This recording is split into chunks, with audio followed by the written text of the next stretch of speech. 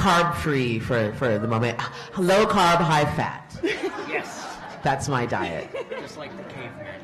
It worked for them for a million years. Exactly. Why change? Why change? And we also have Ronnie Barak at the end of our panel, who is a percussionist. Do you eat carbs? I eat anything. And believe it or not, this is not a panel about food, although these introductions may have given us a different idea about that. So just to give you all a little bit of an idea, we're going to give our three panelists today about 10 minutes or so each to talk about their experiences, tell a little bit about their stories, and then we're going to be opening it up for Q&A and discussion from the audience. And so in this session, we will be utilizing both the CWA app. So if you have downloaded the app, you'll be able to ask questions that way. And we also have producers who will have note cards that they can pass around, and you can write out your questions. So to ask a question in the app, simply select this session in the schedule, tap Q&A, and then insert and send your question. You can also raise your hand, and one of the folks working the panel will gladly bring you a note card and a pencil. Please write legibly, and if you are a student, please make sure that you note this in your question, as student questions are given first priority. And please make your questions brief and to the point. So we'll now go ahead and start giving our panelists some time to share their stories with you. Are you going to start? What? Go ahead. You want to start? Okay. You're going to start. Again, usually I don't. I'm last usually, but it's okay. Yeah. Immigration. So, firstly, I'm a musician. I'm not politician. What a difference between politician and musician. Don't you think so? Yeah. Do you like more politicians or musicians? Musicians, that's right, yes. I wish everybody on earth is a musician. Anyway, unfortunately not. It takes every kind of people to life exist. So, when I thought about the title, I wasn't sure actually what exactly I'm going to talk about. But, and then I thought this morning, best thing is to talk about my life experience since I was kid till now. And the reason maybe I'm here now, because of my traveling experience. I was born, I'm from Lebanon, by the way.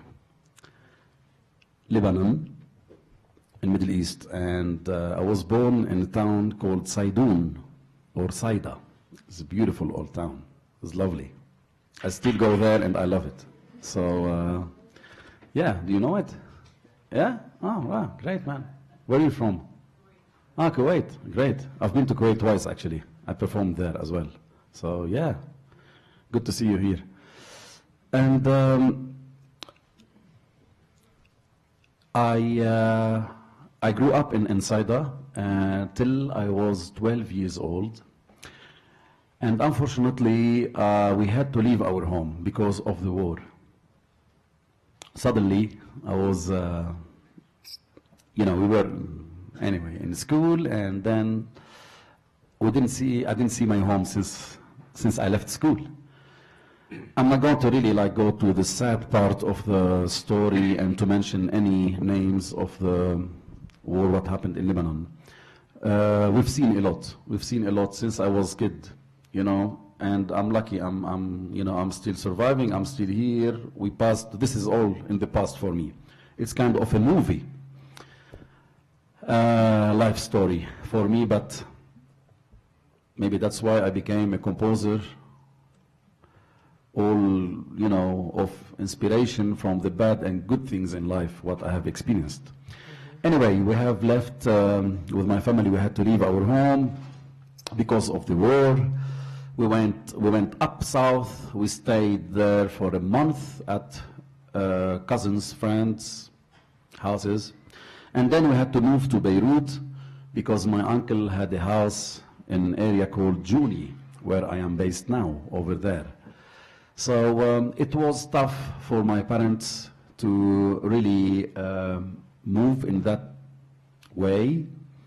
We left everything behind. Even I didn't have the chance to take my instrument with me. It was a sudden, situation. And the second day, we stayed in a friend's house actually when we left Saida, and the second day I was kidnapped with my other brother Carlos. He's older, a year older. My father and my brother, really older brother as well, was kidnapped, but I'm going not get details to this. I was kidnapped for only 6 hours, and I acted as a comedian when I was a kid. I still love comedy, and at that point I really acted as a comedian when they asked me questions, and I didn't see anything because my eyes were like, yes, blindfolded, yes, so that's why. They asked me about my religion, and I lied, and I said, hey, I'm joking, no. That's what I said. Anyway, but when they knew the name of my dad, they let me out, so it was fine. Anyway, we moved to Beirut later on. I was, 13 at the time. We stayed a while at my uncle's house, and then we decided to go to Spain because my uncle lived in Spain and wanted us to fly with the family and try to live in Spain, in Madrid. He had a restaurant there. So we decided to go with all the family, my brothers, my sister, my mother, and my mom. We went to Madrid. We stayed a year and a half over there. I studied Spanish in 3 months, and I loved it. And I do still speak Spanish till now because of that. My mom, after a year, didn't like to stay there. She's not used to the, to the language, to the place. We had to go back. They had to go back actually to Beirut. My father stayed working with my uncle, and I had to play music with my brother Eli. He's a keyboard player. So we had to go to Marbella to work. I had a new experience playing with Moroccan musicians, and it was, for me, it's a new experience of life in Spain. Then we had to go back because my mom, went back home, and we decided to go and continue my studies there. I went back, and when I was 17, my life has changed from day to day. I went to television to a competition in televised program in Lebanon for talented kids, guys and girls, dancers, musicians, singers. So I won 1988 a gold medal of my playing on my darbuka. So the second day I woke up, and it took a year actually, this competition on television. And after a year, I was kind of, I won, and second day, I walk everywhere and people look at me and, oh, this guy, we've seen you on television, yeah, you do beautiful expressions in your face, in your neck, all this and that. So I got quite, surprised about this. But it has changed my life, going into television. And then I started doing television shows, as a guest, solo guest, playing, darbuka. And then we had always, from time to time, war in places. It was kind of dangerous sometimes. So I had a contract with a friend of mine to go to Cyprus. I said, yes, we'll go. He's a keyboard player. We went to Cyprus.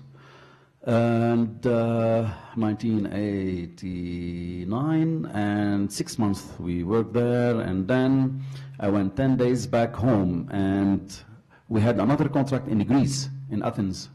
I went back there with the same guy, with a friend of mine. We stayed there 6 months in Athens, and we had tough time with our friends came back from, came from Lebanon. We were 4 guys sitting in a hotel. We worked the first 3 months, and then we had no job. We had a fight with the singers, and anyway. But we met, luckily, a beautiful family. They have a big business company in Greece, and we used to do parties for them and play music for them, for their weddings, for their private parties. And they were Lebanese as well, but very successful people, and really they have changed my life. They knew that we need some work, and I told them, okay, You know, they said, Ronnie, you know, you have any idea about computers? I said, no. They said, okay, you can come to our company. We can, you can train here, you know, with this guy. He's great. He can teach you, you know, some operating computer. So I was as an operator computer, and I had no idea about computers anyway at the time. So, and then, you know, I had fun working 3 months in that company with other friend of mine as well. And they knew that my brother was in England.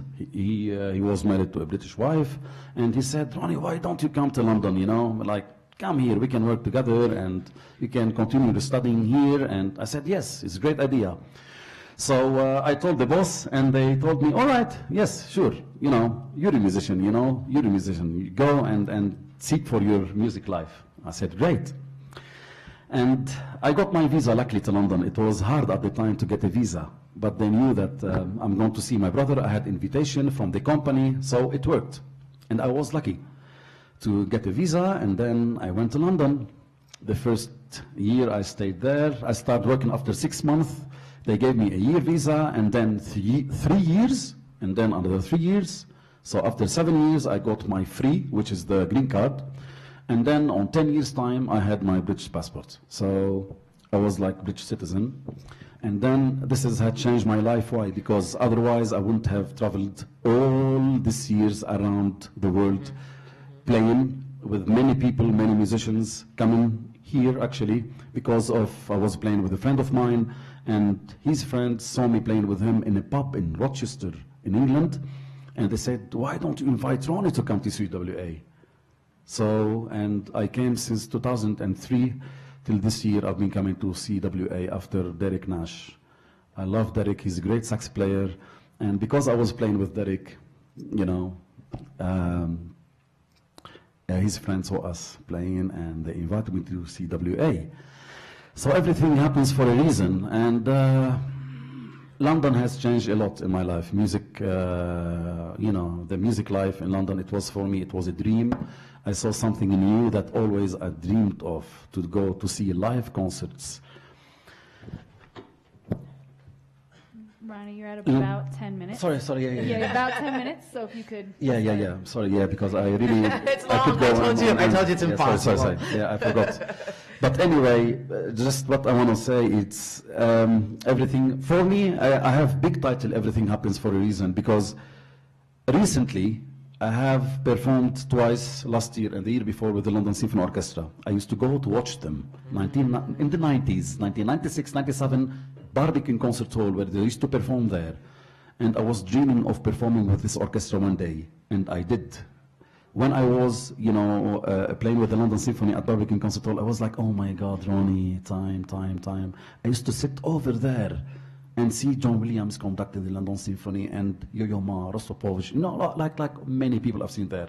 Royal Albert Hall, I played there 1999. It was a dream for me. So I love England. I'm from Lebanon. I love Lebanon as well. I love everywhere I have traveled in my life. I never regret any place I went to. Even I had tough times in many places, but till now I say I'm lucky that life, the path, we never know where we travel, where we go, our path, where it takes us. So here I am, and thank you for having me for the last 14 years.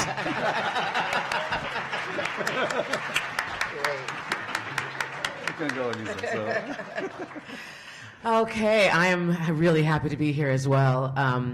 My story is similar in some aspects to yours, and very different also in other aspects. I was born here in Boulder, Colorado. Well, not born, but raised here in Boulder, Colorado. I'm a Fairview Knight. And yeah. And after I finished high school, I went off to New York City to search for my fame and fortune. And I studied there, and I got a job singing in a bar in Juan-les-Pins, en France, in France. And so that was the beginning of my journeys around the world, just following where the music would take me. I lived in France, in Juan-les-Pins, for 2 years, and in Valenciennes, Paris. And then from there, I went to the Caribbean. And again, I had a job there, and I stayed there for maybe 2 years in in Antibes. And then from there, I went to in Saint-Martin. And then I went to Amsterdam to work with a theater company, and I stayed there for a couple of years. The theater company was super cool when I was with it, but now it's become this corporate monster. But at the time, they were just starting out. It was called Boom Chicago, and it was a great place for me to begin writing or to begin developing. This has got a weird feedback, doesn't it? Yes. Yeah. You want to try this one? Yeah. That's what I was thinking about. Was yours? Yeah. Is it just? It's just the whole thing. Maybe you like if you. Yeah, just maybe. Yeah. I don't know. Let's see. Can you still hear me like this? Yeah. This is better. Yeah. Distance, yes. Yeah. I got the lungs. So yeah, working in Amsterdam at Boom Chicago was a great experience for me because basically it was a comedy show, and I had to write songs for the comics that made fun of all of the tourists and all of their nationalities. So that was a really fine line to walk to not offend anyone, but be funny, right? So that was a really good job for me. It really developed my skills a lot as far as writing is concerned. After that, after Amsterdam, I went to South America, Central America. I was in Costa Rica, again, for a job, and it was a great job. I sang in this hotel on the beach, and there were 10 kilometers of white sand in front of my bungalow, and monkeys in the trees, and turtles laying eggs, and it was an amazing, amazing experience. And I want to say this about each place that I've been to. I've gotten something, so much from every different stop that I've made. So after that, after Costa Rica, I did a tour, I just toured around with some friends in South America for a year. And then I went to Italy. And this is where I've put down roots. I've been in Italy now for 20 years. So, yeah, it's a long time. I thought I would never stop hopping around. But the great thing about being a musician is that you do go around and play all over the world. Like you could, it's the good thing about our job. So I've got this beautiful, stable place that I can stay in now on Lake Garda in Italy. And at the same time, I can come here and see you guys and fly all over the world and perform. So what I wanted to talk about, though, is also the... when you touched on it a little bit, when you said, Ronnie, when you said that it was you were lucky that you were able to get your passport, initially the visa. And I think... As an American, I have a societal privilege that allowed me to do that traveling and own the world. And I just used to say, oh, the world is my home. And unfortunately, that is not true for most of the world. They say for the developing countries. I don't like the expression, the developing countries. I like the expression the majority world, because the majority of the world is what is so-called a developing country, right? And the majority world does not have the privilege that Americans do have, and especially if there's people who don't have money. In our last panel, I told a really sad story about this woman who was trying to immigrate to Italy. And I won't repeat the whole story here, but the reason I wrote about her, and I've written another song called Immigrant, which is on the album that you can find at Mackie. And that also tells the story of somebody trying to get into Italy. And the reason that I write about this so often and that I enjoy talking about it is because it's really important. And I think people here don't realize how difficult it is just to get away from war. Just to get away from war. They're not trying to come in and steal your homes and your jobs, and they're just trying to make a happy life. Why is that so difficult to do? It's horrible. You know, it's awful, and I've got some numbers here for you, because in Italy we see it's sort of a gateway to people coming from the Middle East, coming from Africa, coming from Asia. They all come through Italy, and so I've heard so many horrible stories, and I've seen, personally heard so many horrible stories. There's in Italy, as I think all of the world.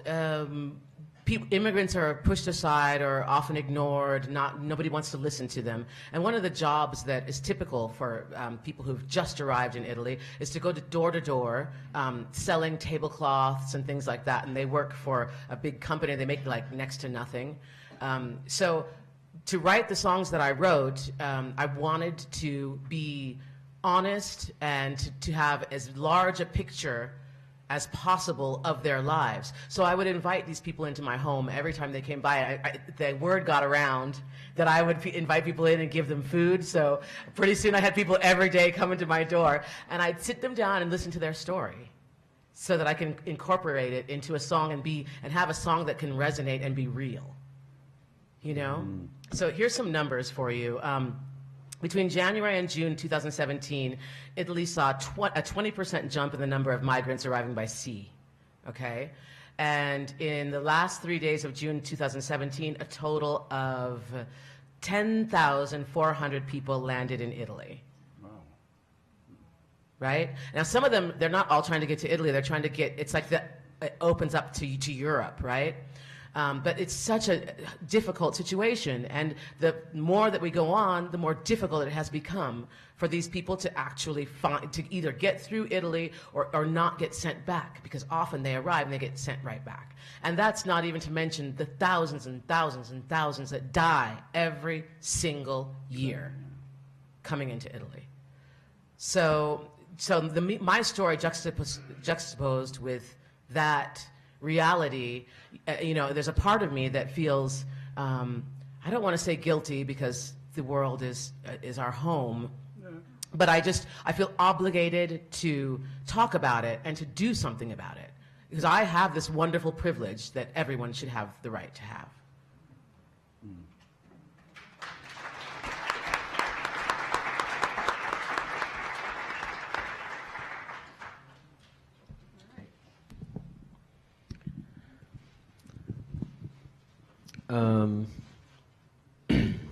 I've spent my whole life living inside of a 50-kilometer radius.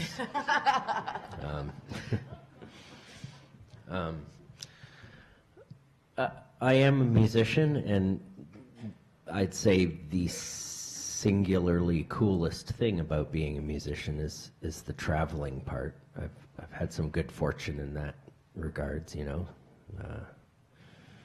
I was just telling you, Claire, about spending a week in the Swiss Alps, and that was in March. And, I've been to Japan and Australia. I've never been to Italy. You should come. I have an extra room. Okay, well, there you go. That just made it a little easier. Thank you. Yep, it's easy. It's super easy. You guys, all the musicians here are invited to come take advantage of my home. My pianist, my partner and co-composer, might be a bit jealous because you got chops, but you're invited anyway. Well, thank you. Thank you. We'll talk about that after. But when it really comes down to it, I grew up in Hamilton, Ontario, which is about the distance from Toronto that Boulder is from Denver. I was a runt. I was a late bloomer. Back in those days, in the late 70s, early 80s, when they would take class photos in the Catholic school, they would line us up according to height. Oh no! So you'd see my class photos from grades 1 through 8, and you'd see a very short Asian girl, and then another very short Asian girl, and then Adrian, and then about 9 girls, and then the boys started over there, and then there'd be some very tall girl at the end. You're right. And so I guess the picture I'm trying to paint is I hated it there. It was an industrial steel town. The culture there was sports and athleticism when I was young, and I wasn't an athlete. And then somewhere along the line, I discovered music,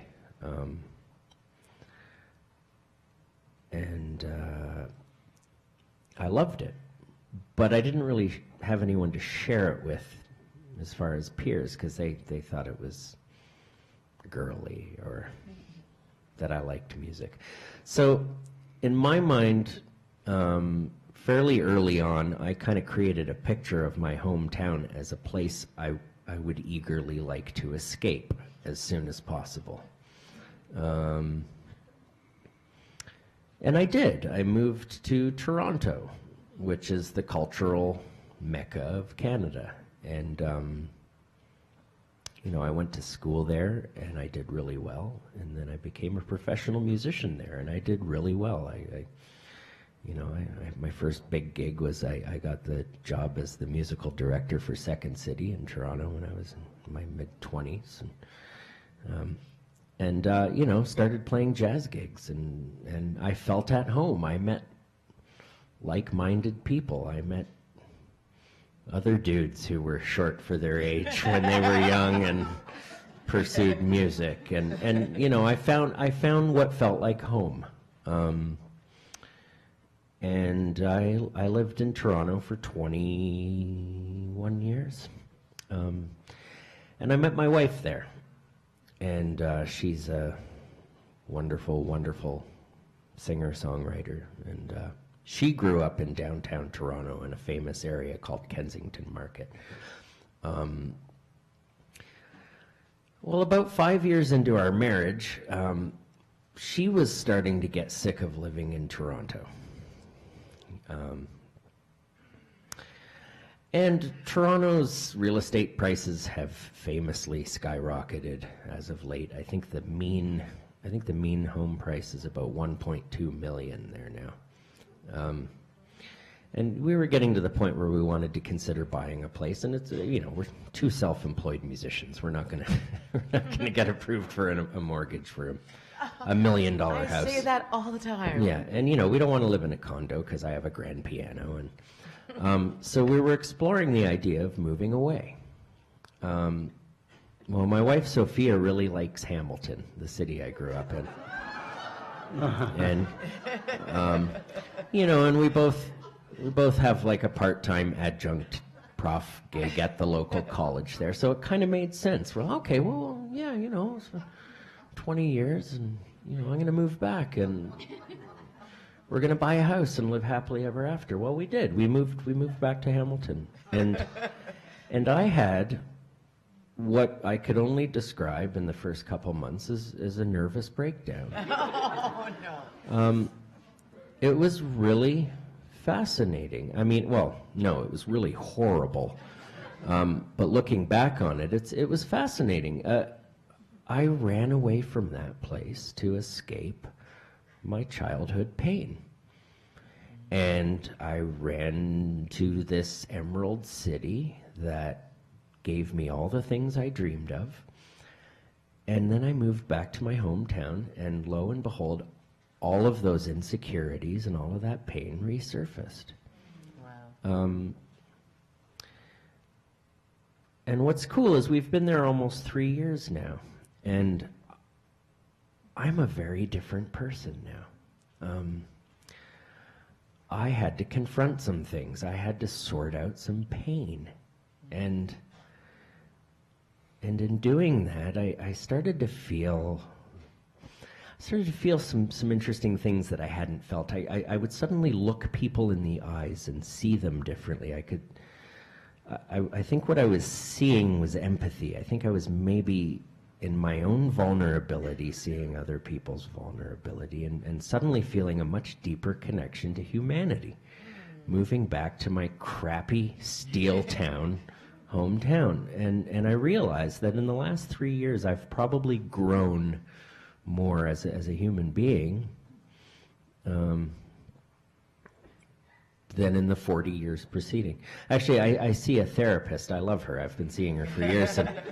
And I was just telling her, I'm like, oh man, we made a mistake. I can't, this is horrible. I'm hating it in Hamilton. What should I do? I think I should move back to Toronto. I think and she just went, she looked me right in the eyes and she said, I think you're exactly where you need to be right now.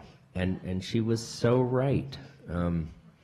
So, I mean, it's kind of a funny immigration story, but, I mean, we're talking about like a 35-minute highway trip. But it really gave me a window into the idea of how where we live can have a very powerful impact on our personal identity. And it's been a really interesting experience running away from a place and then ending up back there and seeing what surfaces. And I'm actually I'm grateful for the experience. And I mean, what's actually very cool now, too, is once I got over my personal trauma, I started to actually look around and realize what a cool place it's become. I mean, I think what's happening in my hometown is what's happening in a lot of sort of places like the sort of the Manhattan, Brooklyn thing where, you know, artists sort of built up Manhattan and it became such a cool and desirable place to live that eventually the artists themselves couldn't afford to live there anymore. So then they moved to that crappy industrial borough called Brooklyn, and now Brooklyn's becoming really hip, and that's kind of what's happening in my hometown. And it's actually kind of neat to feel like I'm a part of building that now, you know, being the big shot who came back home from the big city. No. But yeah, I just wanted to share that experience because it's been a huge personal growth for me, and I never in a million years imagined that what would have happened happened. So anyway, thanks for letting me share my story. Wow, that's fascinating. That's fascinating. 3 completely different stories. It's so interesting. So before we turn to audience questions, a quick announcement here that I've been asked to read. We would like to mention that this is the 70th anniversary of the Conference on World Affairs, and we are running a crowdfunding campaign to celebrate the 70th year, and the goal is $70,000 for year 70. And we're currently about a quarter of the way toward that goal, and we would appreciate your support, and any amount helps. And you can give by selecting the donate button in the CWA app or by visiting the Conference on World Affairs website as well. There'll be a link to donate there. So we do have a couple of audience questions. And remember, you can use the app, or there are folks who have note cards around the room. And I thought I'd start off. This is a question that is directed to each of the panelists on a personal level, but then maybe also I was thinking we could expand it a little bit more general as well, beyond our personal experiences. So the question, and this is from a student, do you believe that your immigration experience has improved the society that you moved to, or in some people's cases, societies or towns, right? Everyone has a very different immigration story on the panel. And so maybe talk about your own experiences, and then if we could, I'd love to hear the panelists' thoughts on, do you think immigration generally, migration benefits societies as well? Can I go first, because my answer will be quick? Go ahead. I think any and all immigration is a great thing. Yes, That's it.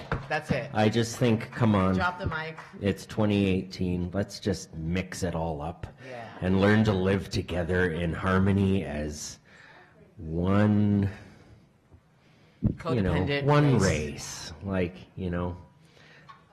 I kind of have this fantasy that 500 years down the road, we'll all just be this wonderful shade of brown. Sort of a light brown, because we'll just be, like in the movie The Matrix, when, everybody in the future was just, but no, I mean, get rid of the walls, get rid of the borders. I've never, I'm pro-immigration, like just mix us all together and learn from each other and learn to tolerate each other's differences and learn from each other, grow together. I mean, to me, it's so ridiculously simple in my own mind. I love living amongst other cultures where I come from. Toronto, the Toronto area is a very culturally diverse place, and it's awesome. I mean, you should see some of the food I get to eat. I mean, anyway, yes to immigration. I agree with you 100%. And I also think I would add to that beautiful poem that you just said, because it was, I would add that, yes, if people are allowed to go where they want to be, they're going to be productive, and they're going to bring something to wherever they go. I hope, and I think that I have, and it's easier as a musician to give, because that's what you do, right? So I think everywhere that I've gone, I hope that I've made somebody happy, made somebody feel something, communicated. I hope that I've left a happy mark on every place that I've ever been. It's certainly my goal. I believe, yes, I agree with you, because music has really connected people together and nationalities. Yes. I think this is one of the most, I mean, wherever we go, we throw positivity, we throw good vibes. Yeah. And people could experience, could experience where we come from, the music, the communication of music.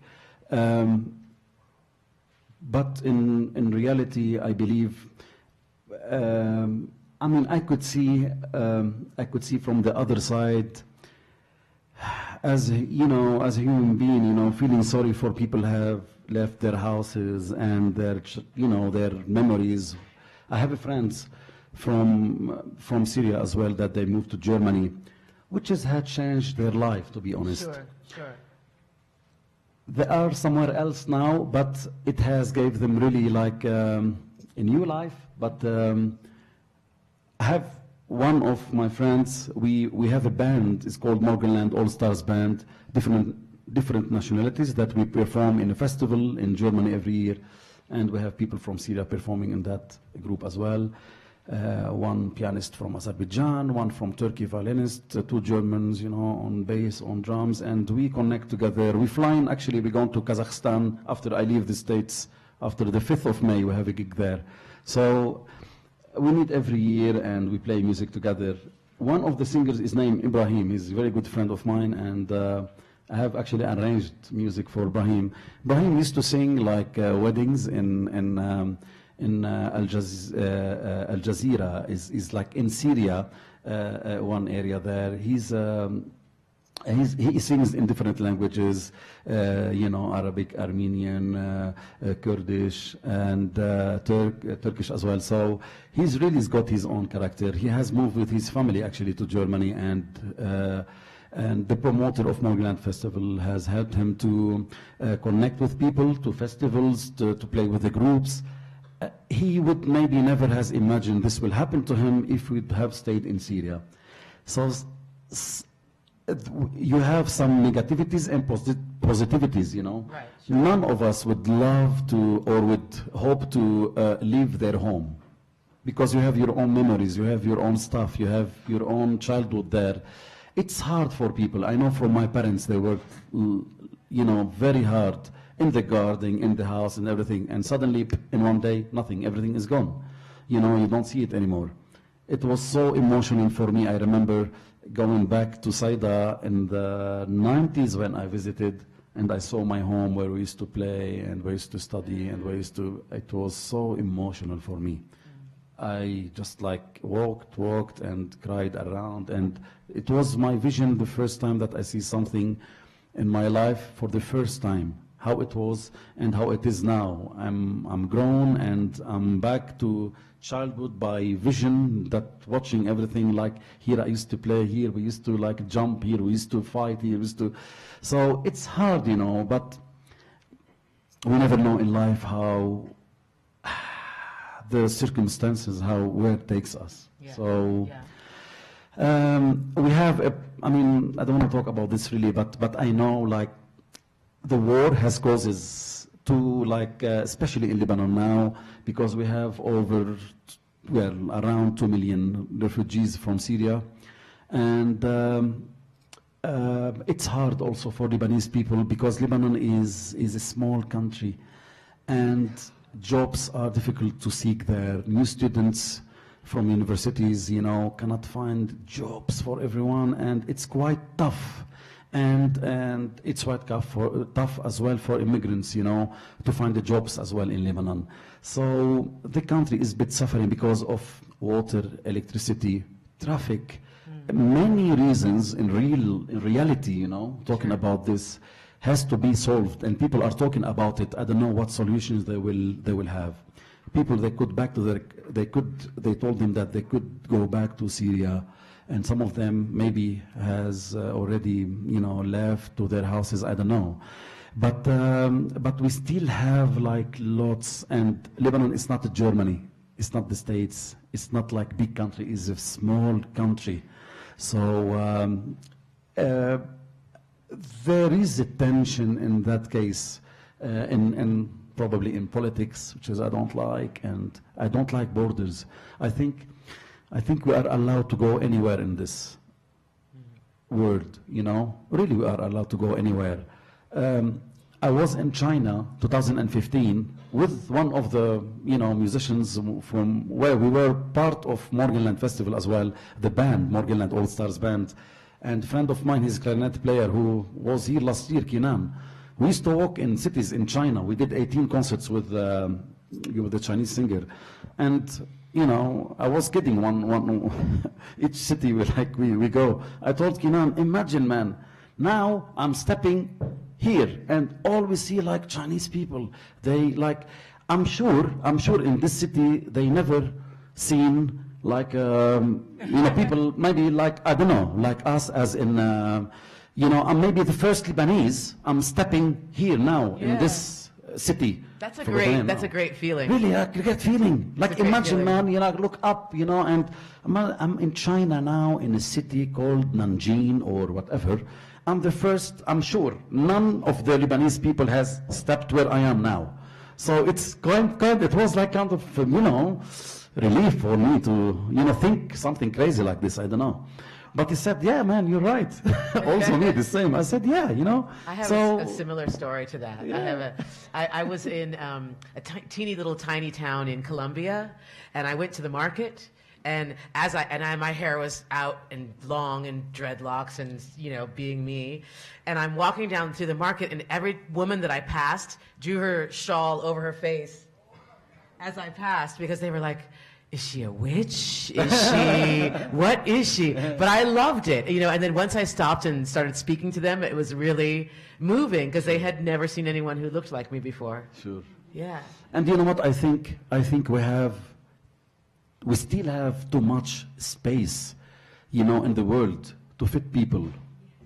Okay, population is everywhere, is over, and all these problems everywhere we have, even in Egypt.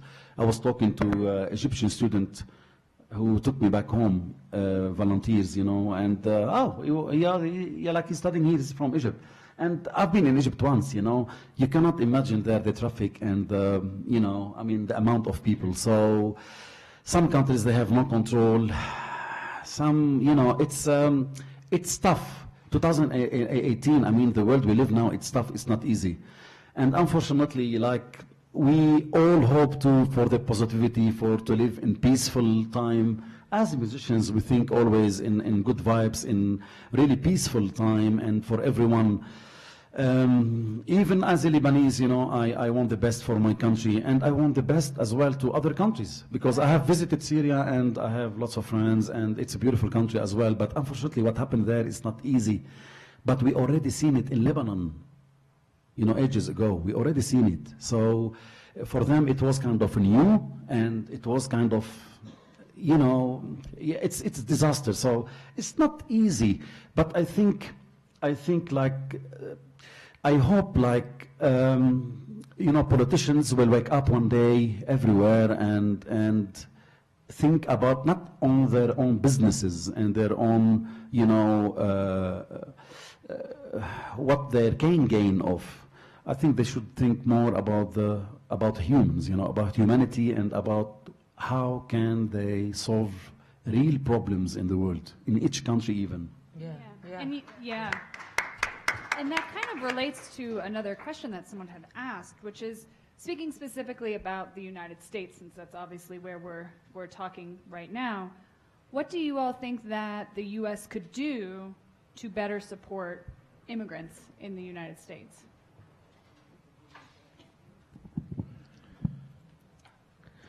Well, I think it starts with our lawmakers. I think it starts with some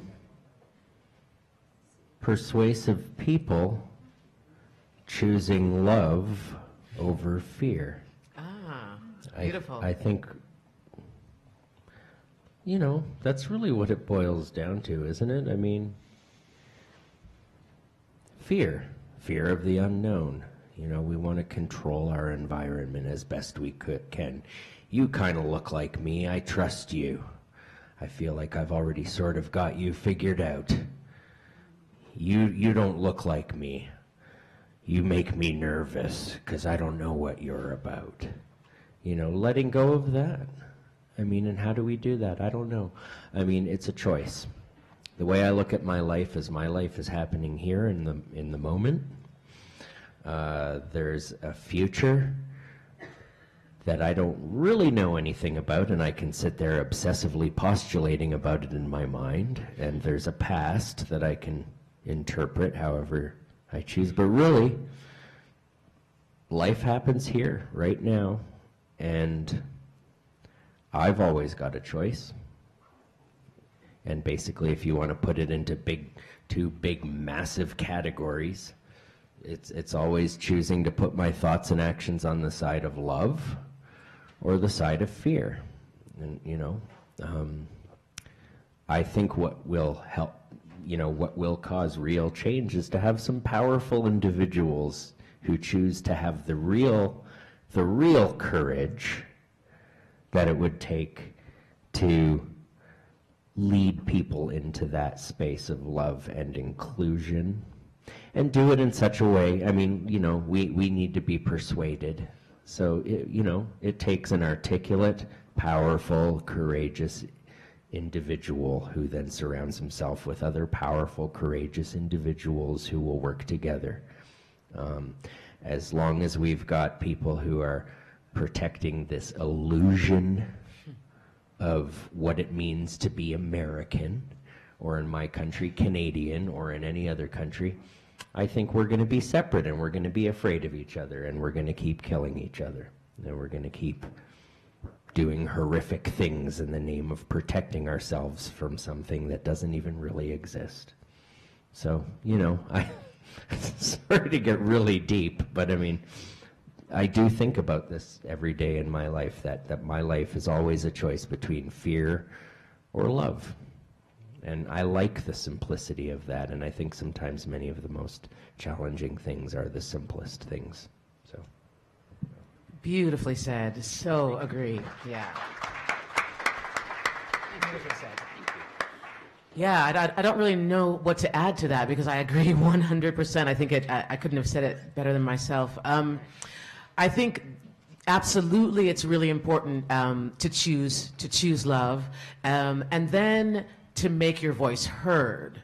You know, to let the lawmakers know, let the people who are in office know that you won't put up with for the fear mongering that they're selling, that you're not buying. You know, and the only way we can change things is to be participant in our societies. We have to make a difference. It's one thing to say it, and I like you try to, like, with my every person that I meet, everything that I do, I try to be present and to be loving. You know, but sometimes that action is not enough. Sometimes we need to involve the people who run our countries. And demand that that people be treated fairly. Well, I mean, you are more experienced as, you know, Americans, what the states could help, you know, immigrants, and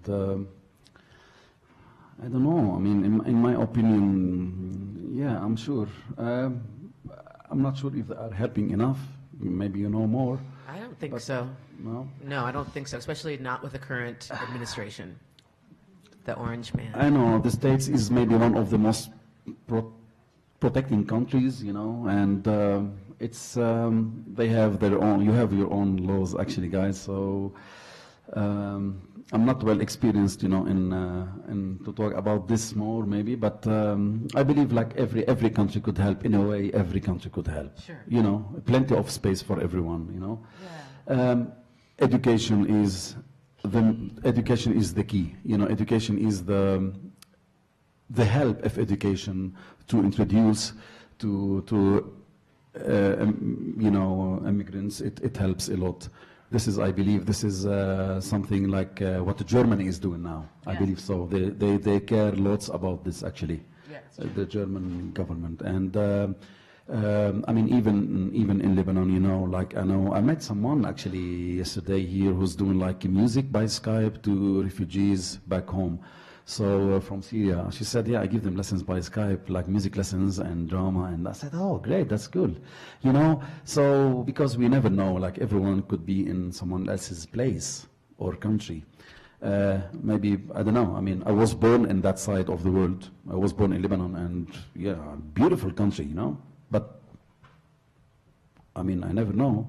Maybe I could have, I mean, was born in India or China or States. Well, I never know, you know. So Sure. that's what I think sometimes, like if you change the game or the where you will be. So here we are. But the States, I mean, I hope, guys, I mean, things will get better for you soon. I don't know. I saw an interesting video a while back that was going around. It was somebody that the wonderful Oprah had interviewed, a Buddhist monk. And he said, until we're able to really put ourselves into the shoes of the person who we're fighting against, then we will never grow. And it's true. We have to, even the people that I'm a liberal person, so I'm trying to do that, to put myself in the shoes of the conservative, and try to learn and understand where they are at. Otherwise, if you're just making judgments and condemning completely what somebody else is about, nothing will ever change. Of course, and traveling is a great experience as well, to travel and to check other places. Yes, because the more you travel, the more you realize how much we are Absolutely. the same. Yeah, I mean, well, I've met like someone, I was playing and jamming with a band like a few months ago in Lebanon, and I've met someone from the American embassy. I said, he was like really having a good drink, and it was like, we had the chat, and he just loved Lebanon. He loved the people, and he's got lots of friends. He's been for many years there. And, I mean, I encourage everyone, just like, I feel happy actually when I meet like people from Europe or from everywhere they come to Lebanon. Okay, there is chaos everywhere. There is traffic everywhere. I went to LA, I was really like scared to drive, So everywhere we had like goods and bads, but there is no utopia. I say that all the time. People say, what's the best place you've ever lived? There isn't. Every place has its positive sides and its negative sides. And traveling and checking new countries could teach us more about cultures, about people, about like not to get fear of people, to go for the first time to a country, to check it out, to check the people, to the food, Be open-minded. Open-minded, that's it. Yes, open-minded. Yeah. But I mean. Yeah, perfect. So one of the questions that someone asked, and it's kind of actually related to what we were just ending on, but maybe talking about it a little further, your thoughts on the importance of traveling, or they mentioned like exchange programs where students can go study abroad in a different country, and do you see sort of value to traveling and interacting with people, and do you think that this helps some of these issues that we've been discussing so far on the panel? Most certainly. I think the more that we know, then we're able to let go a little bit of the fear that you were talking about previously, right? Because the more you see, and as we were saying, that the more you travel, I think the more you see the commonalities, and the less afraid you are of the differences. I think exchange programs are so important. I think they're wonderful that, when kids travel. I think for the art that we do, I've worked with musicians from all around the world, and everybody has a different approach, not just as individuals, but even culturally. And what you've grown up with musically. And so when you put that together, you create something completely new. It's gorgeous, this accepting the differences and exalting them and bringing them together to create something completely different. Do you not find that? Absolutely. Yeah. I probably shouldn't be telling this story, but my Maltese grandmother, who was a lovely, lovely woman, she emigrated here to Canada in 1967. She was afraid of Asian people. Now, she was afraid of Asian people because there are no Asian people in Malta. And she literally got on the airplane from Malta, flew to Toronto Pearson Airport, got off, and saw Asian people. And they were these strange-looking people to her. She didn't understand them. She was afraid of them. When I was a kid, she'd sometimes pull me aside, and she would say, you make sure you brush your teeth twice a day. You treat your parents well, and you be careful around those Asian people. And as an 8-year-old, well, I was cautious around those Asian people because my grandmother told me to do so. But then as my life progressed, I started to meet Asian people and realized, wait a minute, my Nana's full of shit. These are just people. And they were cool. And so, one of my absolutely best friends in the world is my friend Tim, and he's Chinese, and I've met his family, and they're awesome people, and their culture's so rich. But I guess the point I'm trying to make is, like, can you just see how that gets bred, that sort of suspiciousness around something unfamiliar? My grandma wasn't a malicious woman. I mean, she was just sheltered to a certain degree, and saw something new, and it was confusing to her because it was different. And there's a name for that. It's called passive racism.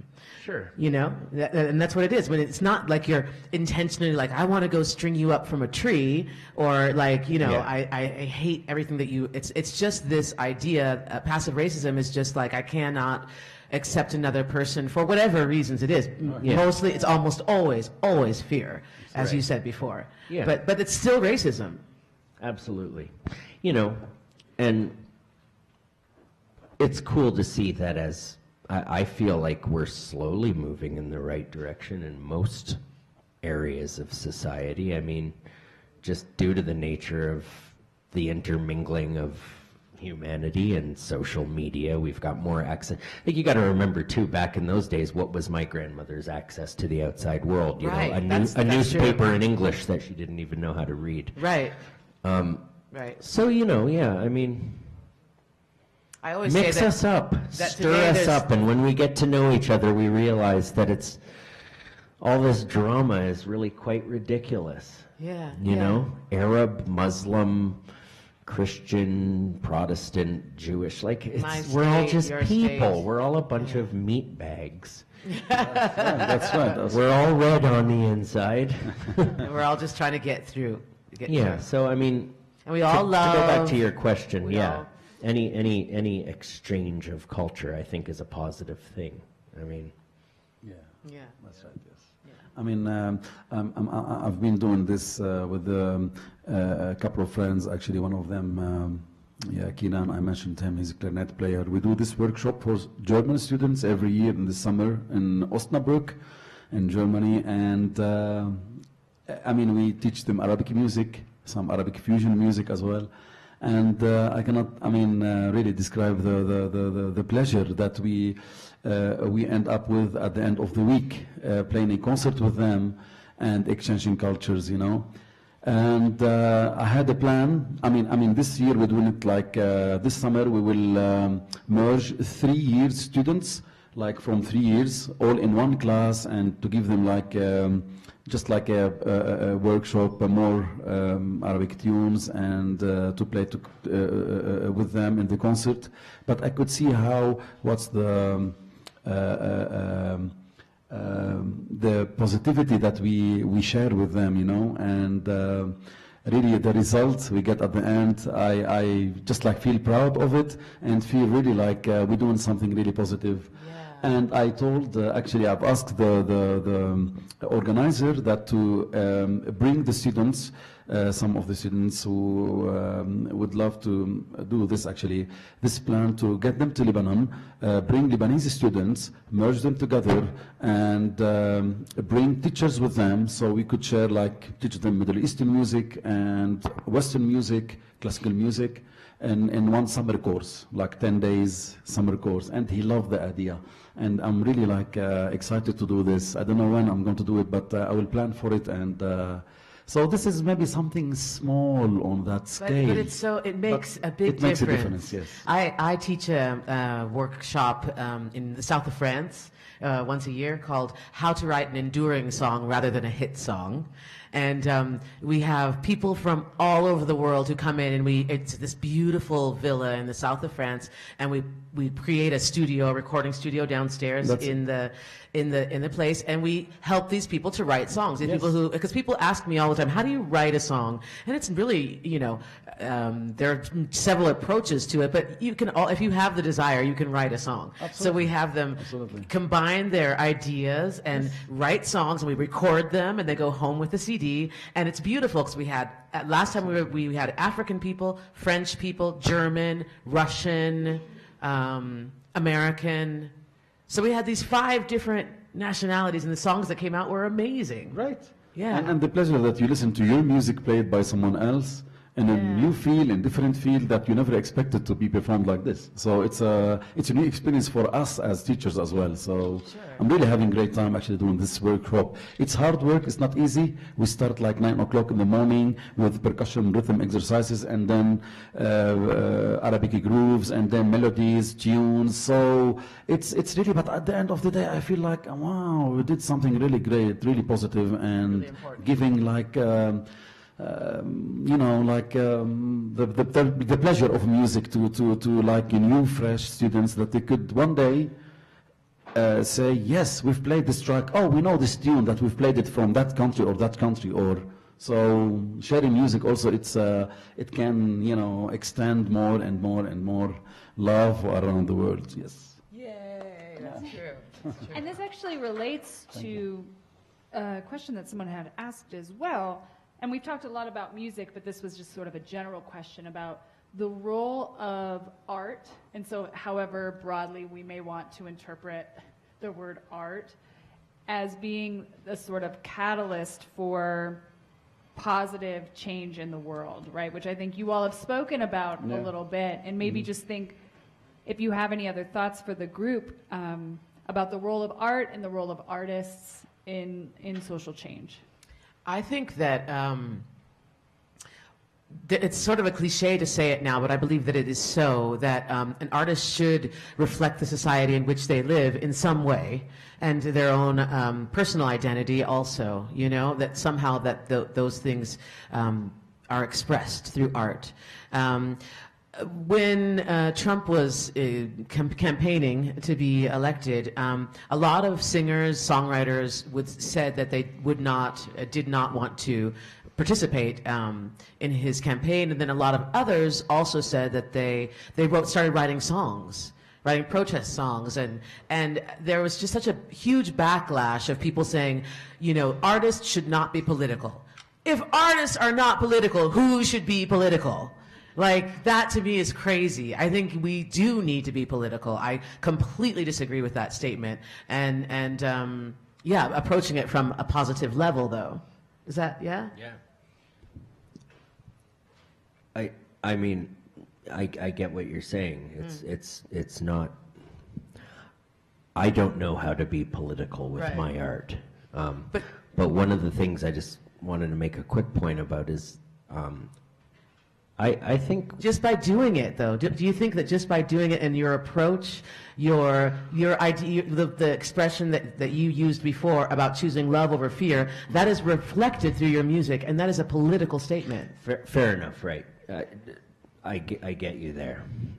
I think art has the capacity to show us our commonality. Like, I think that the thing I love about art that's meaningful to an individual is it's pretty much meaningful to the same parts of, it doesn't matter if it's you or you or you. Like, good art seems to go to a person's core, and that's where we are all the same. So I like the unifying aspect, that power yeah, of I get that.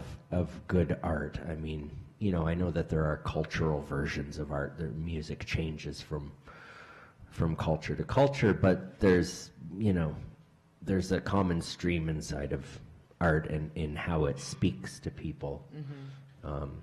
And I like that. I like that if I write a piece of music and start playing it on gigs, you know, I might have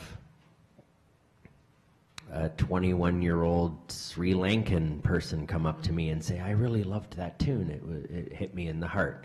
And then the next gig, it might be a 50-year-old, 70-year-old white Anglo-Saxon Protestant that says that song really, you know, like I like that it has, that art can have that universality. Yeah, to it, that's beautiful, you know? and absolutely. And I guess you're right. I guess in a way, it's like that is political, depending on what our political views are. I mean, my political view is I just want everyone to be united. I don't mean that you have to go out and say, I hate this government, and write a song that's all about, like, I just don't want the, you know, but it's more, I'm speaking more about expressing your worldview, because in that, through your music, you're expressing what you would love for this world to be, and trying to live that, and that itself is, in my eyes, political. Absolutely, yeah. I do agree with you guys. Art is important everywhere, and never art does harm. Don't we think so? I mean, really, it's. I love to. I mean, from the experience of traveling, like you know, for example, talking about Italy. You know, I mean, walking in the streets in Italy, it's inspiring for me. You know, the art that they have there in the streets, even it's beautiful. So. I have friends actually who are painters, and we talk sometimes about music and paintings, and I do feel something about it, you know, like how people could like really do what they do, how important art in our lives is, you know, how to appreciate art, and that's why you see no borders in art.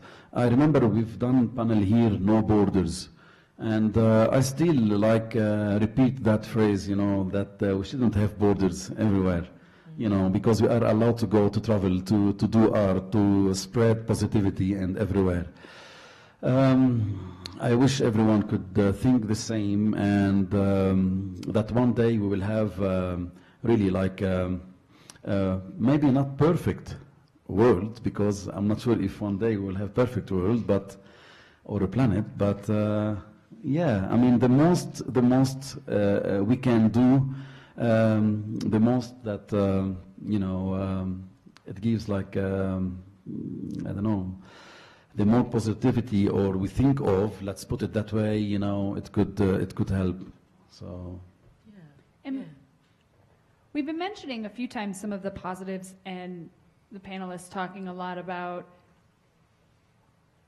open borders and thinking of breaking down these barriers. But an audience member raised a really interesting question to think about, that if the world were to be that sort of place, right, where there was no sort of construction of various countries, would people lose a part of their personality and their identity that relates to their nationality, right? That tends to be such a strong part of who we are as a person. We connect to where we're from. Right? And so if maybe the panelists could talk a little bit about what you might think some of the positives, but also, as I think this question suggests, maybe some of the potential negatives to It's one of the arguments that people use to justify not allowing other people into their country. It's like one of the main arguments. We're going to lose our identity. And I think that as we were saying, you want everybody to be one beautiful, yeah, exactly, color, and I love that dream too. But I think you don't necessarily have to lose your identity because other people are coming into your country. I think you can culturally exchange without ruining race. You know, I disagree with that completely. You know, yeah, I know what their point of view is. I think is respect. Is respect everywhere you go. If you have to also respect their own culture, their own methods or rules, let's say. And just because you're there doesn't take away anything No, from it doesn't their take, yeah, I know. I mean, own, right? I mean, yeah, of course, everyone protects his own nationality and proud of his nationality, of course.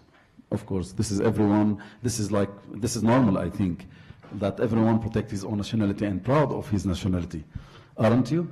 So, but I think it's respect. I mean,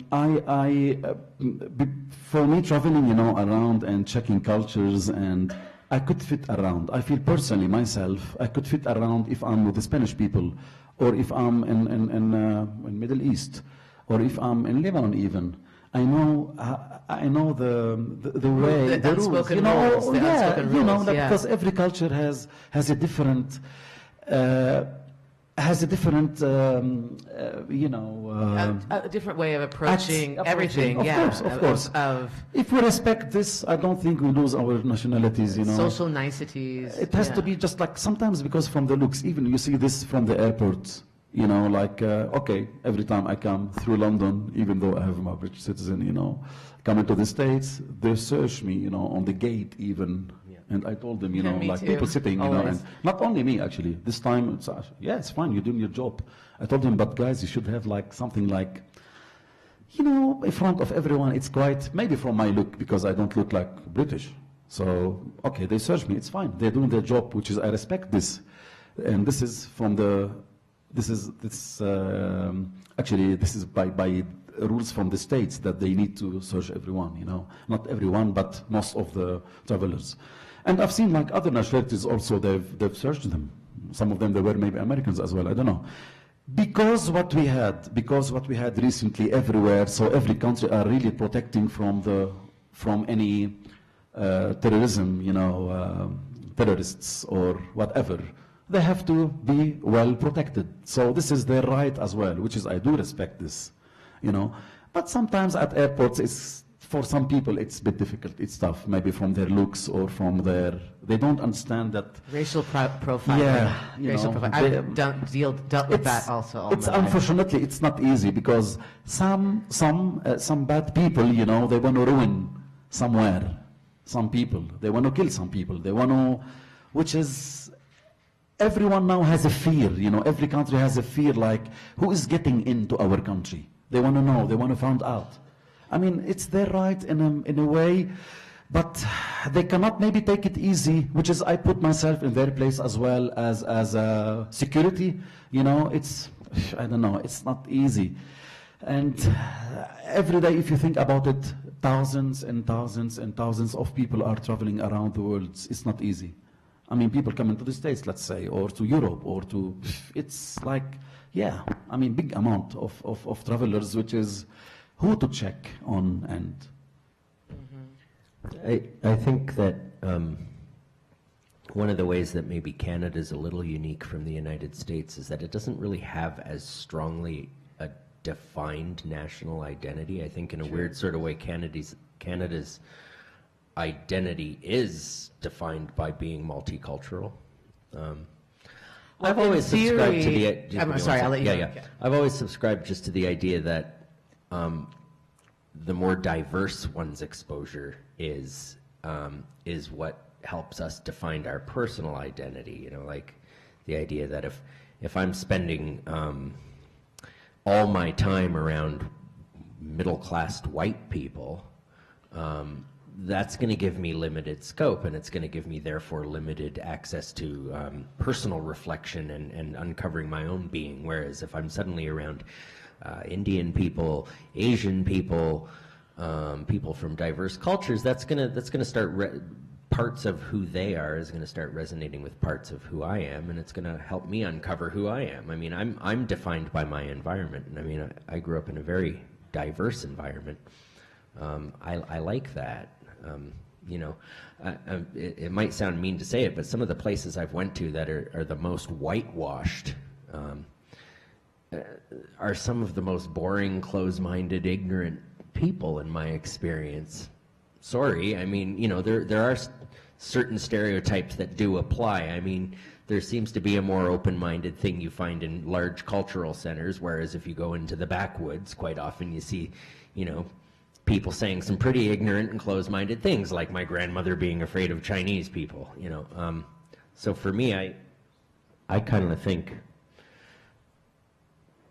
the best way to uncover one's own identity is to get out there and experience it all, not preserve some notion of fixed identity. I don't know. I think it comes back to fear versus courage or love. Yeah.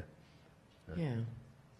No. I just wanted to comment that that in theory, America should be a multicultural society as well. That's what it's based upon, Yeah. But unfortunately, in practice, it's not quite. It doesn't achieve that. I was really thinking a lot about Italy, because Italy has a very strong sense of identity in that country, and they're so worried about losing that with the immigrants that are coming in. And I just love what you said about having different immigrants around you, how wonderful, or different cultures around you, how wonderful it is to have the idea of something that resonates with you from different cultures, and how that makes you grow. I think that's just gorgeous. Yeah, beautiful. Beautiful. It's until 20. And we're So done. I was just going to wrap up. Yep. Okay. Thank you. So we actually have about 4 more minutes, but since we have 3 panelists who have already shared quite a bit, and there are people coming in, we are going to wrap up the session. So my apologies to audience members if you did not get your question asked and answered, but there were quite a few. So one last one. Someone would like to know when you are going to Italy. When am I going to Italy? That's an audience question that can be quickly answered as we wrap up. Well, who wants to book me a gig there? Yeah, that's all it is. That's always the answer. But thank you all so much for. I'm going to Lebanon. When you're ready to book me, I'm going to Most than Lebanon. welcome, everyone actually. Thank you so much. Thank you so much. Thank you very much. Thank you. Choose love over fear. Oh yeah. Yeah, that's it. That's it. So nice. Thank you. Thank you. That was fun. So much. That was. Thank you.